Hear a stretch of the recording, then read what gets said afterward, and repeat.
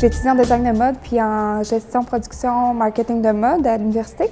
J'ai rencontré mon associée dans un autre contexte de travail où elle était ma patronne.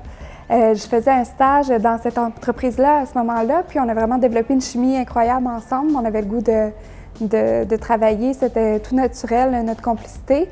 Donc, le nom, on l'a trouvé assez rapidement. Ça vient entre autres du surnom de mon associé qui est Biquette. Et le B de mon nom de famille, Boudreau, ça convenait. Puis aussi, ça tient aussi pour, quand on dit become en anglais, c'est devenir. Puis le bilinguisme aussi, que certaines personnes nous attribuent par rapport au nom. Les gens sont très bons pour nous trouver des significations qu'on n'a pas eu le temps de trouver quand on a démarré. Mais en fait, aujourd'hui, on est une agence de communication, de relations publiques pan-canadienne, parce que pour la plupart de nos clients, on offre les services sur l'ensemble du Canada.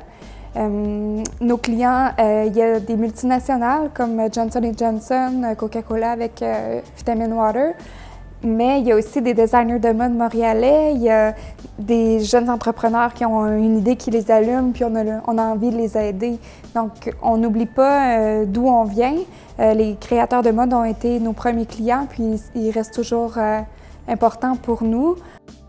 J'ai eu une chance dans notre démarrage d'entreprise, c'est que Marie-Noëlle Hamelin, mon associée, avait déjà de l'expérience en affaires. Puis nos forces étaient vraiment complémentaires. Donc elle était plus... Et puis encore aujourd'hui, elle est plus au niveau de la structure interne de l'entreprise, des ressources humaines, des opérations, s'assurer que tout roule bien, que tout le monde est heureux. Tandis que moi, j'ai besoin d'être sur le terrain, de savoir qu'est-ce qui se passe, de développer des nouveaux contacts, de démarcher des nouveaux contrats. Je pense que je ne ferais pas aussi bien mon travail si je n'étais pas aussi ambitieuse puis excitée à chaque fois qu'il y a une nouvelle opportunité. Mais ce que j'ai appris à travers les années, c'est vraiment de ne pas prendre les choses personnelles, de quand je quitte. C'est difficile quand c'est ton entreprise, là, mais vraiment de mettre les choses en perspective puis à certains points à la maison, de juste me dire que ça va aller à demain matin 9 h. Là. Ça a pris plusieurs années, mais je pense que je travaille là-dessus, puis j'y arrive de plus en plus.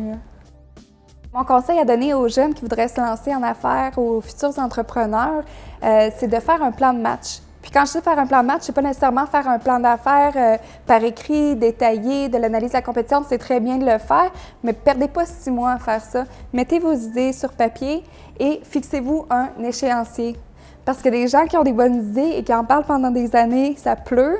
Mais ces idées-là, il faut les mettre en action. Donc, OK, j'ai une bonne idée, qu'est-ce que je fais? La prochaine étape, c'est ça. Je me donne jusqu'à tel moment pour réaliser ça. OK, reconnaître aussi ses forces et ses faiblesses et s'entourer des bonnes personnes. Moi, ça, je pense que c'est une des choses que j'ai appris avec le temps puis qui m'a le mieux servi. Je suis vraiment pas bonne dans tout.